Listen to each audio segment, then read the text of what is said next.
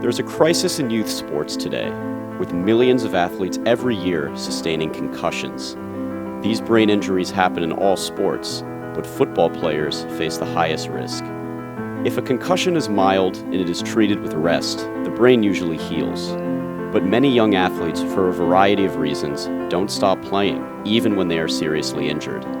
They are taking a grave risk with potentially devastating, even fatal consequences. 19-year-old Chris Coyne knows this better than anyone. I started playing football in 5th grade. After the first week, I hated it and I wanted to quit. I couldn't get the pads on right and it seemed very unnatural to run around with 20 pounds of gear on me. When I was in 8th grade, I made a really awesome catch. I guess that moment just kind of, culminated everything that all the work I had put into it. That really, I guess, just motivated me to keep looking for that moment of success that comes with football that I love so much.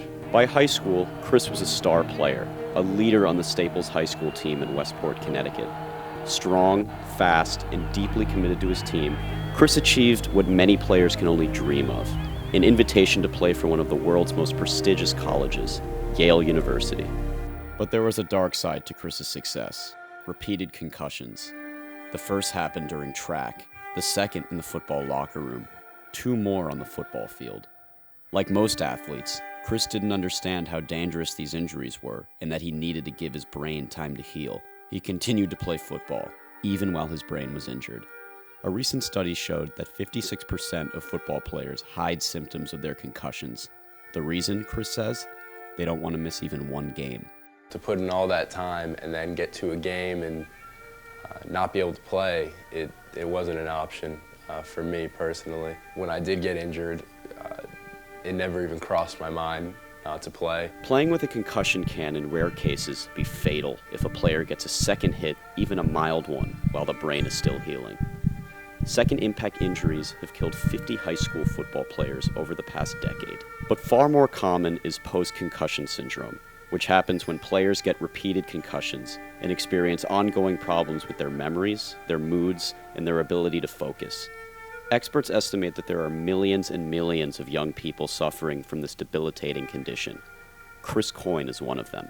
Following my most recent one, I had issues where I would literally get off the couch to get a Gatorade and wouldn't know why I'm standing up. I tried and take notes in class and I couldn't take the information long enough to put my pen to paper and take it down. I'd leave to go somewhere and wouldn't know where I was heading. And I had so many points where I was saying, what am I doing? Why am I here? That I realized there was more of an issue than I'd ever had before. Like many players, Chris hid these symptoms from his parents and coaches and continued to play football. But during a routine play in the first week of practice for Yale, Chris experienced his 6th concussion, which would end his football career forever. With that 6th concussion in training camp, even though it initially actually felt more mild than any of my other ones, the symptoms that appeared later, including memory lapses and concentration issues, were more severe than I'd ever experienced. I knew I needed help and I knew I had to report it right away. Football taught me a lot of great values that I carry with me in my life today. Work ethic, respect, responsibility, all things that came from football, but have allowed me to be successful in other aspects of my life.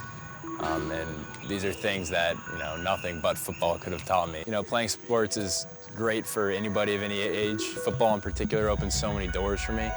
And I just wish that I knew then what I know now about concussions and injuries. And if I did, I'd, still be playing. Part of Chris's new mission is sharing his story on the dangers of playing through concussions with young athletes. Do you guys all know what a concussion is? I like that response. Okay. Medically speaking, all concussions are, very serious. So even if it feels mild, you should still take care of it right away. Regardless of what happened with concussions, I feel lucky that I'm still at school and able to get a good education. And going forward, I just gotta put the past behind me and make the best with what I can.